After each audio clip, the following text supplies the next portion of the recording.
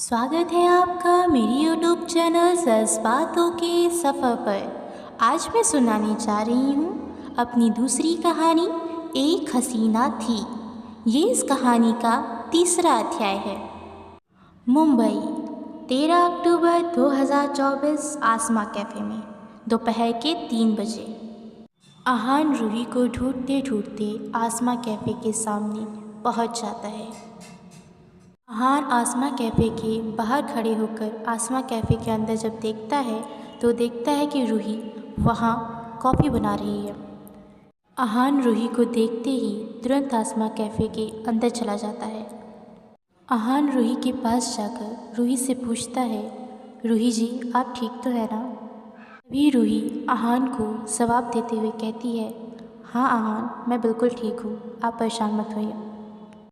तभी अहान रूही से पूछता है, रूही आप पिछले 3 घंटे से कहाँ थी? मैत्री आपको कब से ढूंढ रही है, वो परेशान हो रही है।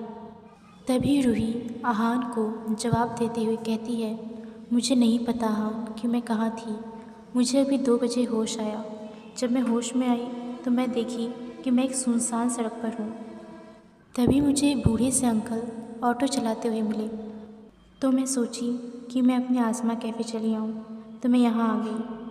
अहान और रूही दोनों ऐसे बातें कर ही रहे होते हैं कि तभी कैफ़े में बैठा हुआ एक आदमी कॉफ़ी पीते हुए टीवी पर न्यूज़ चला देता है। फिर अहान और रूही और कैफ़े में बैठे सभी लोग टीवी पे आ रहे न्यूज़ को सुनने लगते हैं। ब्रेकिंग न्यूज़, मुंबई के केजी रोड पर हुआ कोल्ड मर्डर अटैम्प्ट, विक्टिम अभी कोमा में है। सबूत कार पर लिखा खून से हसीना, मुजरिम का अब तक कोई पता नहीं चल पाया है। टीवी पर ये न्यूज़ देखने के बाद अहान रूही की फ़िक्र करते हुए पूछता है, रूही आप ठीक तो है ना? आपको कुछ हुआ तो नहीं? आप यूँ अकेले बाहर मत निकला करिए, आपकी तबीयत भी नहीं ठीक है। आपको कितनी चोट लगी है? कहीं अगर आपको कुछ हो गया तो? रूही अहान की बातें सुनकर समझ जाती है कि अहान बहुत घबरा रहा है और उसकी फ़िक्र कर रहा है, तो वो उसे कहती है, अहान आप परेशान मत होइए, मैं बिल्कुल ठीक हूँ, मुझे कुछ नहीं हुआ है। फिर रूही काम करने लगती है। अहान रूही को इतना चोट लगने पर भी काम करते हुए देख उसे बहुत बुरा लग रहा होता है। ये सब सोचकर अहान रूही की काम करने में उसकी मदद करने लगता है। दोनों को कैफ़े में काम करते हुए 6 बज जाते हैं और शाम हो जाती है। फिर दोनों कैफ़े बंद कर वहाँ से निकलने लगते। दोनों की कैफ़े से बाहर निकलते ही अहान की मोबाइल पर अहान की माँ आनंदी मल्होत्रा का फ़ोन आने लगता है। अहान तुरंत फ़ोन रिसीव करता है। अहान के फ़ोन उठाते ही उसकी माँ आनंदी मल्होत्रा उससे कहने लगती हैं, अहान बेटा तू कहाँ है? शाम के 6 बज गए हैं, मौसम देख कितना ख़राब हो रहा है, जल्दी से घर आ जा। तभी अहान अपनी माँ से कहता है, वो माँ मैंने आपसे बताया था कि मेरी कार से किसी लड़की का एक्सीडेंट हो गया था। माँ मैं उसी लड़की के साथ हूँ कैफ़े में। माँ आप परेशान मत होइए, मैं अभी उसे घर ड्रॉप कर जल्दी से घर आता हूँ। अभी अहान की माँ कहती हैं, ठीक है बेटा तू घर जल्दी आ। फिर फ़ोन कट जाता है। फ़ोन कटने के बाद जब मौसम को देखता है तो चारों तरफ ज़ोर ज़ोर से हवाएं चल रही होती हैं, बारिश शुरू हो जाती है। मौसम धीरे धीरे और ख़राब हो रहा होता है। बारिश को देखकर रूही तुरंत अपने पर्स से अम्ब्रेला निकालकर खोलती है। अहान रूही को अम्ब्रेला लेकर धीरे धीरे चलते हुए देखता है तो रूही के हाथों से अम्ब्रेला ले लेता है और उसकी तरफ अम्ब्रेला कर उसे बारिश से बचाते हुए आगे चलने लगता है। आज पता नहीं क्यों अहान को रूही के साथ चलते हुए कुछ अजीब सा याद आने लगता है। उसे ऐसा लग रहा होता है कि जैसे वो किसी लड़की के साथ पहले भी ऐसी ही बारिश में चला हो। उसे ऐसा लग रहा होता है कि वो ऐसी बारिश पहले भी कभी महसूस किया है। उसे कुछ धुंधली धुंधली तस्वीरें दिमाग में याद आने लगती हैं। पैर में चोट लगने की वजह से रूही धीरे धीरे चल रही होती है। अहान रूही को ऐसे देखकर कहता है, अगर आपको मेरी मदद चाहिए तो आप मुझसे कह सकती हैं। तभी रूही अहान से कहती है, जी शुक्रिया, लेकिन मैं अकेली चल सकती हूँ। तभी अचानक रूही का पैर फिसल जाता है। उसी वक्त अहान रूही को संभाल लेता है, लेकिन रूही बेहोश हो जाती है। तभी अहान रूही को अपनी गोद में उठाकर उसे अपनी कार तक ले जाता है। अहान रूही को कार में बैठा देता है। अहान रूही को होश में लाने की बहुत कोशिश करता है, लेकिन वो होश में नहीं आती। अहान को रूही का घर नहीं पता होता है, इसलिए वो उसे अपने घर ले जाता है। अहान रूही को लेकर घर पहुंच जाता है। अहान घर पहुंचने के बाद उसे अपनी गोद में उठाकर लिविंग रूम में अपने सोफे पर लिटा देता है। तभी वहाँ अहान की माँ आनंदी मल्होत्रा आ जाती हैं। आनंदी मल्होत्रा अपने बेटे अहान से पूछती हैं, क्या ये है रूही? तभी अहान अपनी माँ आनंदी मल्होत्रा से कहता है, हाँ माँ, यही रूही है। वो दरअसल माँ, हम कैफ़े से जब निकल रहे थे तो इनको चक्कर आ गया और ये बेहोश हो गई। इनको बहुत बुखार भी है। तभी अहान की माँ आनंदी मल्होत्रा अपने बेटे अहान से कहती हैं, तुम रूही को गेस्ट रूम में लेके जाओ और उसके सिर पर ठंडे पानी की पट्टी भी कर देना, उसका बुखार ठीक हो जाएगा। तभी अहान अपनी माँ की बात मानते हुए रूही को गेस्ट रूम में ले जाता है। अहान रात भर रूही का ध्यान रखता है, फिर उसे नींद आ जाती है और अहान अपने रूम में चला जाता है। अगली सुबह 8 बजे जब रूही की नींद खुलती है तो देखती है कि उसके सामने एक लेडी सर्वेंट ब्रेकफास्ट लेकर आ रही है। तभी वो लेडी सर्वेंट रूही से कहती है, हेलो मैम, गुड मॉर्निंग। तभी रूही उस लेडी सर्वेंट से पूछती है, तुम कौन हो? मैं यहाँ कैसे आई?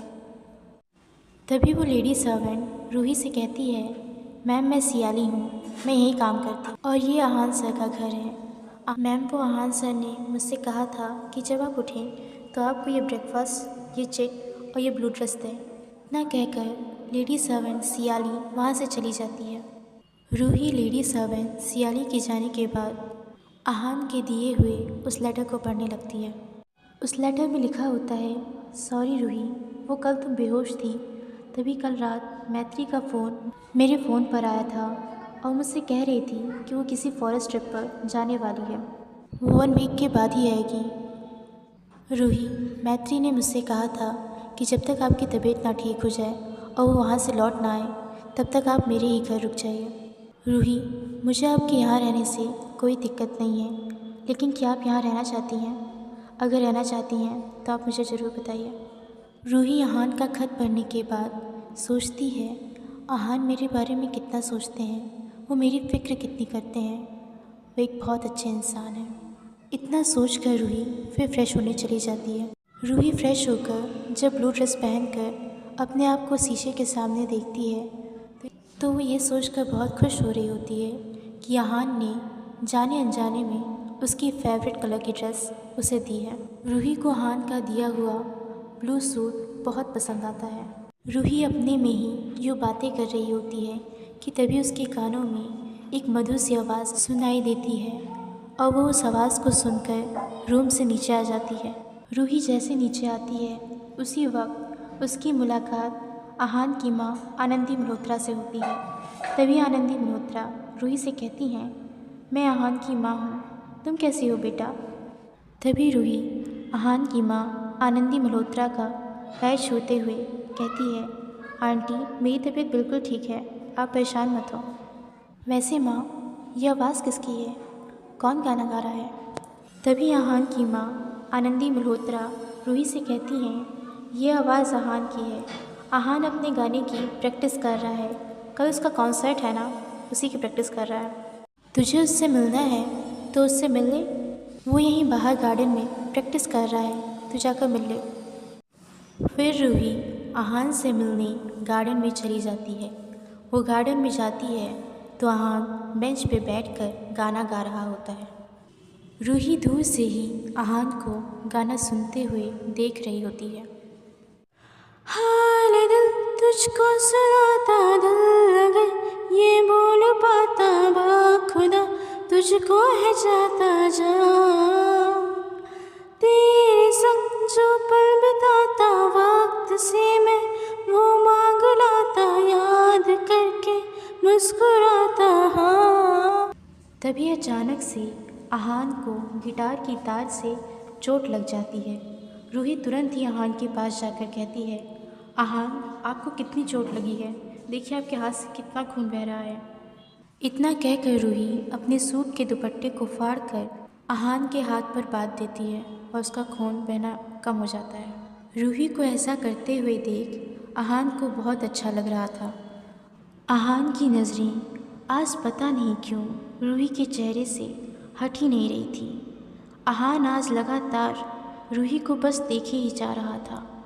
अहान जब रूही को देख रहा था तो उसे फिर कुछ अजीब सी धुंधली धुंधली तस्वीरें उसके सामने याद आ रही होती हैं। उसके आंखों के सामने वो अजीब सी धुंधली तस्वीर क्या है वो उसे समझ नहीं आ रहा था। उसे फिर ऐसा लग रहा था कि ऐसा कुछ पहले हो चुका है। अहान ये सब सोच ही रहा होता है कि तभी रूही उसे आवाज़ देते हुए उससे पूछती है, अहान क्या हुआ, आपको सोच रहे हैं क्या? तभी अहान होश में आते हुए रूही को चिढ़ाते हुए रूही से कहता है, रूही आप मेरी कितनी फ़िक्र करती हैं, आप मेरी इतनी सी चोट पे इतना ज़्यादा घबरा गई, कहीं आपको मुझसे प्यार तो नहीं हो गया है? तभी रूही जान जाती है कि अहान उसे चिढ़ाने की कोशिश कर रहा है। तभी रूही उसे जवाब देते हुए कहती है, कहीं आपको तो मुझसे प्यार नहीं हो गया है? रूही की ये बात सुन अहान शांत हो जाता है और बात को घुमाते हुए उससे पूछता है कि वैसे रूही आपकी तबीयत अभी नहीं ठीक हुई है, आपको कमरे में आराम करना चाहिए था, आप बाहर क्यों आई? अगर आपको कुछ चाहिए था तो मुझे बता देती, मैं आपके पास आ जाता। तभी रूही अहान से कहती है, अहान मैं ठीक हूँ, वो मैं आपसे कुछ कहना चाह रही थी। तभी अहान रूही की बात को बीच में रोकते हुए उससे कहता है, मैं जानता हूँ कि आप यहाँ नहीं रुकना चाहती और यही बात आप मुझसे बताने आई थी। मैं आपको यहाँ रहने के लिए फोर्स नहीं करूँगा, लेकिन अगर आप मुझे माफ़ कर दी हैं तो आप यहाँ प्लीज़ रुक जाइए। तभी रूही अहान से कहती है, ठीक है मैं यहाँ रुक जाती हूँ, लेकिन जब मैत्री आ जाएगी तो मैं यहाँ से चली जाऊँगी। तभी अहान रूही से कहता है, अगर आपने मुझे माफ़ कर दिया है तो क्या हम दोस्त बन सकते हैं? तभी रूही अहान से कहती है, ओके आज से हम फ्रेंड, लेकिन अब हमें अंदर जाना चाहिए, आंटी हमारा कब से ब्रेकफास्ट टेबल पर इंतज़ार कर रही हैं।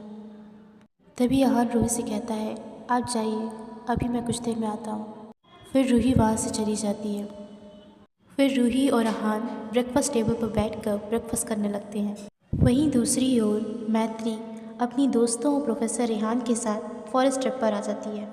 रेहान सबको बताता रहता है कि हम सभी इस फॉरेस्ट ट्रिप पर सिर्फ घूमने के लिए नहीं आए हैं, बल्कि हम यहाँ बहुत कुछ सीखने आए हैं। हम सभी जानने के लिए आए हैं अगर हम लोग कभी जंगल में फंस जाएं तो यहाँ अपने आप को कैसे ज़िंदा रखें और यहाँ से खुद को कैसे निकालें। प्रोफेसर रेहान ये सब कुछ सभी बच्चों को बताते रहते हैं, लेकिन मैत्री अपनी दोस्तों के साथ इन सारी बातों को इग्नोर करते हुए अपनी दोस्त रूबी को देखते हुए कहती है, रूबी देख यार ये प्रोफेसर रेहान कितना प्रवचन दे रहे हैं, क्या पता हम जंगल में कभी खोए ही ना, और अगर जंगल में कभी खो भी गए तो तब देखेंगे, अभी से क्यों ट्रायल लेना। देख रूबी मुझे ये सब की ज़रूरत नहीं है, मैं तो जा रही हूँ। इतना कहकर मैत्री वहाँ से जाने लगती है। तभी मैत्री को पीछे से कोई आवाज़ आती है। ये आवाज़ किसी और की नहीं बल्कि प्रोफेसर रेहान की होती है। तभी प्रोफेसर रेहान मैत्री को रोकते हुए मैत्री को डांटते हुए कहते हैं, मैत्री आप इस घने जंगल में अकेले कहाँ जा रही थी?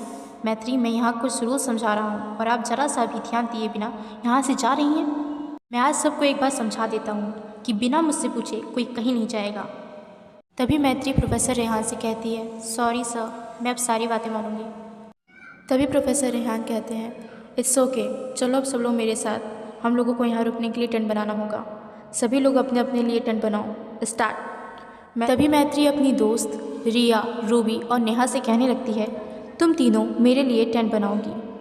तो ये सब कुछ जब तीनों से कह रही होती है तो दूर खड़े होकर प्रोफेसर रेहान मैत्री को देख रहे होते हैं। तभी मैत्री को पता चल जाता है कि प्रोफेसर रेहान उसको देख रहे हैं। वो तुरंत ही उन तीनों से कहती है कि मेरा मतलब है मैं अपने और तुम तीनों के लिए टेंट लगा दूंगी, तुम सब आराम करो। वहीं दूर खड़े होकर प्रोफेसर रेहान मैत्री की हरकत को देखकर मुस्कुरा रहे होते हैं। फिर प्रोफेसर रेहान मैत्री के पास आते हुए कहते हैं, मैत्री तुम्हें सिर्फ अपना काम करने की ज़रूरत है, सबका नहीं। तभी मैत्री कहती है, ओके सर। फिर प्रोफेसर रेहान सबको अपने पास बुलाते हैं और कहते हैं, सभी लोग मेरी बात ध्यान से सुनिए। आप सभी को आज मैं रॉक क्लाइंबिंग कराऊंगा। क्या आप सभी लोग तैयार हैं? फिर कुछ देर बाद सभी लोग रॉक क्लाइंबिंग के लिए तैयार हो जाते हैं। धीरे धीरे सब लोग रॉक क्लाइंबिंग कर लेते हैं। सिर्फ मैत्री बची होती है। तभी प्रोफेसर रेहान मैत्री के पास आते हुए कहते हैं, मैत्री, मैं जानता हूँ तुम्हें डर लग रहा है, लेकिन तुम मेरा भरोसा करो, मैं तुम्हें कुछ नहीं होने दूंगा। मैत्री रेहान की बातें सुन रॉक क्लाइंबिंग के लिए तैयार हो जाती है। फिर दोनों अपनी अपनी रस्सी बांध कर नीचे कूद जाते हैं और फिर धीरे धीरे मैत्री नीचे से ऊपर पहुंचने लगती है। जब मैत्री ऊपर पहुंचने वाली होती है कि तभी अचानक से उसकी रस्सी टूटने लगती है। ये देख लेते हैं प्रोफेसर रेहान और जैसे ही रस्सी टूटती है वो तुरंत ही तेज़ी से आकर मैत्री को पकड़ लेते हैं और मैत्री को गिरने से बचा लेते हैं, लेकिन मैत्री डर की वजह से बेहोश हो जाती है। फिर प्रोफेसर रेहान मैत्री को अपनी गोद में उठाकर उसे उसके टेंट तक पहुंचा देते हैं और उसकी दोस्त रूबी से कहते हैं कि तुम इसका ध्यान रखना। इतना कहकर प्रोफेसर रेहान वहाँ से चले जाते हैं। वहीं दूसरी ओर आहान कहीं जा रहा होता है कि तभी उसकी कार के नीचे कुछ कील आ जाती है, जिससे उसकी कार पंचर हो जाती है और आहान रात में एक सुनसान सड़क पर पहुँच जाता है। फिर वो थोड़ा सा दूर चलता है कि तभी उसे एक बहुत पुराना घर दिखता है। वो उस घर के अंदर जाकर कुछ ऐसा देखता है जिससे वो चौंक जाता है। फिर लगभग वो 1 घंटे बाद वहाँ से निकल आता है। आहान उस जगह से निकलकर अपने घर पहुँच जाता है। अपने घर लिविंग रूम में बैठकर उसी जगह के बारे में सोच रहा होता है, लेकिन वो उस जगह से आने के बाद भी अपने घर में लिविंग रूम में सोफे पर बैठकर यही सब सोच रहा होता है, उसी जगह के बारे में सोच रहा होता है। आखिर आहान को उस जगह ऐसा क्या दिखा जिसे देखकर वो चौंक गया? ये जानने के लिए देखें हमारी कहानी एक हसीना थी। लाइक, शेयर एंड सब्सक्राइब करें। धन्यवाद।